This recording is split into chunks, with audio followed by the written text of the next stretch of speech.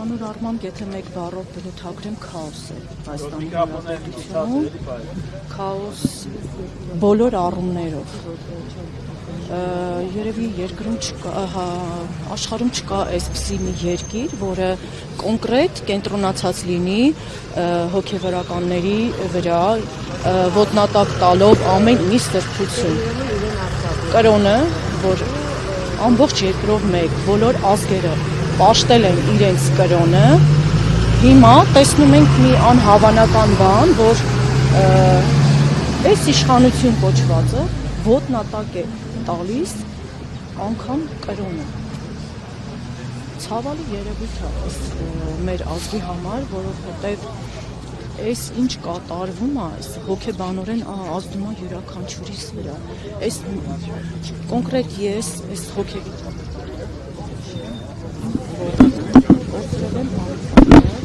եւ հիմա կորցնում ենք մեր քրիստոնեությունը, մեր կրոնը։ Չգիտեմ, ամեն դեպքում նորմալ հայի համար սա աննորմալ երևույթ է, քաոսը մեր երկրում տիրում իրականում եւ արդեն 4-րդ հոգեվորականը ու ցավոք սրտի պետք է նշեմ, որ այս դատավորը այսօր արդեն կալանքի որոշում իհարկե դրական չի լինի բացասական, արդեն 4-րդ հոգևորականին, եթե չեմ սխալվում, ինքն է կալանքի որոշում տալիս կամ 3-րդ, բայց ընդդիմադիր դաշտում շատ են նրա կալանքները, որոնցից նաև իմ ամուսինն է եղել, որ այժմ կալանքի տակ է։ Չգիտեմ, մի խոսքով շատ վատ իրավիճակ է հանրապետությունում։ Գարյան, ինչպես եք տեսնում այս իրավիճակից դուրս գալու, ինչու մարդիկ ժողովուրդը չի համախմբվում, արդյոք սպասել են մինչև 26 թվականին։ Ուրեմն մարդիկ երևի թե իմ կարծիքով վախեցած են,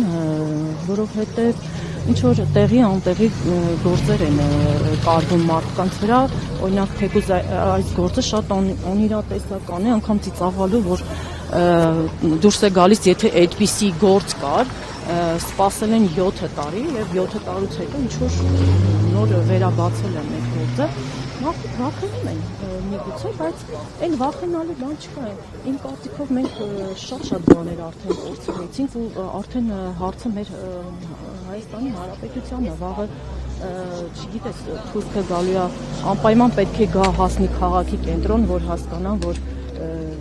վիճակը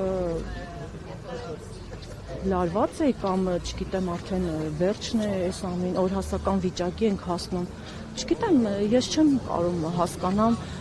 այս իրավիճակում ամենավատ վիճակում մենք ենք գտնվում իրականում, բայց եթե ես կամ իմ նման ծնողները իհարկե պայքարում են, պայքարի մեջ են, հասարակ քաղաքացու համար այն, որ ոչինչ չի կորցրել, զավակ չի կորցրել, իմ կարծիքով պետքա պայքարի, որ չկորցնի իր զավակին, չկորցնի իր տունը, չկորցնի իր հայրենիքը։ Արցախցին երբեք չի պատկերացրել այս 30 տարվա մեջ, որ կարող է դառնա փախստական, թողի իր բնակավայրը, իր բույնը, իր օրանը գա հասնի Հայաստան եւ տեղ չունենա ապրելու, չգիտեմ, սոված ծարավ շատ ենք տեսնում, չգիտեմ, շատ դժվար իրավիճակ է։ Տիկին աստղ այսօրվա գործընթացն է, հա, դատական նիստը կալանքի միջնորդությունը մեկնաբանվում է որպես եկեղեցու դեմ արշավ, սակայն իշխանությունները, մասնապես Նիկոլ Փաշինյանը խոսում են նորոգման գործընթացի մասին, եկեղեցու համակրման։ Դուք որպես քրիստոնյա, դուք տեսնում եք եկեղեցու նորոգման համակրման կարիք։ Գիտեք ինչ, Նիկոլ Փաշինյանի միակ լավագույն բանը, որ այս 7 տարիների մեջ արեց, դա բոլորի երեսը բացելն է, այո, իրական դեմքերը։ Իհարկե, այն հոգևորականները, որոնք հոգևորականը, որոնք հանդիպեցին եւ այն մի քանիսը, որոնք պատարակ մատուցեցին եւ չնշեցին մեր վեհափառի անունը, իհարկե դրանց նմանները չպետք է լինեն եկեղեցում, բայց ինչ վերաբերվում է, որ